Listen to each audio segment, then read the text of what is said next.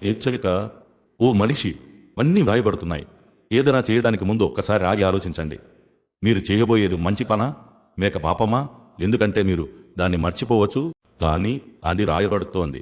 అసలు ఎవరు రాస్తున్నారు, ఏమి రాయబడుతోంది, ఒకరోజు దానికి ఏమి జరుగుతోంది అనే నిజాన్ని తెలుసుకోవాలనుకుంటున్నారా?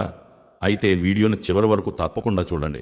అల్లాహ్ ఖురాన్లో ఇలా సెలవిచ్చారు: మేము ప్రతి మనిషి యొక్క కర్మలను అతని మెడకు అంటించి ఉంచాము, మరియు తీర్పు దినం రోజున అతని కోసం ఒక గ్రంథాన్ని బయటకు తీస్తాము.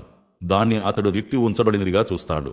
ఇక్కడ నడపంటించి ఉంచాము అంటే మనిషి చేసిన కర్మలను అతనితో విడదీయలేని విధంగా నమోదు చేశానని అర్థం. మంచి అయినా చెడు అయినా మనిషి చేసిన ఏ పని అతని నుండి విడిపోదు. ఈ లోకంలో మనిషి తన చేసిన పనిని మర్చిపోవచ్చు, కాని ఆ పని అతని కర్మల పుస్తకం నుండి చెనిగిపోదు. తరువాత తీర్పు దినం రోజున అదే కర్మలు అతని ముందు తెరవబడి ఉంచబడతాయి. తీర్పు దినం రోజున ఆ కర్మల పుస్తకం దాచబడి ఉండదు. అల్లాహ్ ఇలా సెలవిస్తారు: నీ గ్రంథాన్ని చదువు. ఈరోజు నీ లెక్క తీసుకోవడానికి నీవే నీకు సరిపోతావు. అంటే ఆ రోజు మనిషి తన స్వంత కర్మలను తానే ఎదుర్కోవాల్సి ఉంటుంది. ఖురాన్లో మరోచోట అల్లాహ్ ఇదే విషయాన్ని మరింత స్పష్టంగా ఇలా సెలవిచ్చారు: కాబట్టి ఎవరైతే రేణు అంత మంచి పని చేసి ఉంటాడో అతడు దాన్ని చూస్తాడు, మరియు ఎవరైతే రేణు అంత చెడు పని చేసి ఉంటాడో అతడు దాన్ని చూస్తాడు. కాబట్టి ఈరోజు ఏ చిన్న మంచి పనిని తక్కువగా భావించి వదిలేయకండి. అదేవిధంగా ఏ పాపాన్ని చిన్నదిగా భావించి చేయకండి.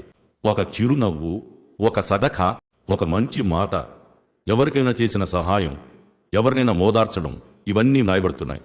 అదేవిధంగా ఒక అబద్ధం, ఒక అన్యాయం, ఒక నమ్మక ద్రోహం, ఎవరికీ తెలియకుండా చేసిన ఒక పాపం, ఇది రాయబడుతోంది. రసూలుల్లాహ్ సల్లల్లాహు అలైహి వసల్లం ఇలా సెలవిచ్చారు: ఇద్దరు దూతలు అతని తుడి మరియు ఎడమ వైపున కూర్చుని అతని కర్మలను రాస్తుంటారు, మరియు మనిషి పలికే ప్రతి మాటను రాయడానికి ఒక సంరక్షకుడు సిద్ధంగా ఉంటాడు. కాబట్టి అసలు ప్రశ్న ప్రజలు మనల్ని చూస్తున్నారా లేదా అనేది కాదు. అసలు ప్రశ్న మన కర్మల పుస్తకంలో ఏమి రాయబడుతోంది. ఈ రోజు సమయం ఉంది. పాపాలపై పట్టుబట్టి ఉండటాన్ని వదిలేయండి. నిజమైన పశ్చాత్తాపం చేయండి. షిర్కుకు, బహుదైవారాధనకు దూరంగా ఉండండి. రసూలుల్లాహ్ సల్లల్లాహు అలైహి వసల్లం పద్ధతి ప్రకారం జీవించండి.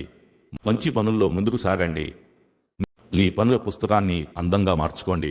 ఎందుకంటే ఈరోజు మనమే మన పుస్తకాన్ని రాస్తున్నాం. రేపు మనమే మన పుస్తకాన్ని చదవాల్సి ఉంటుంది.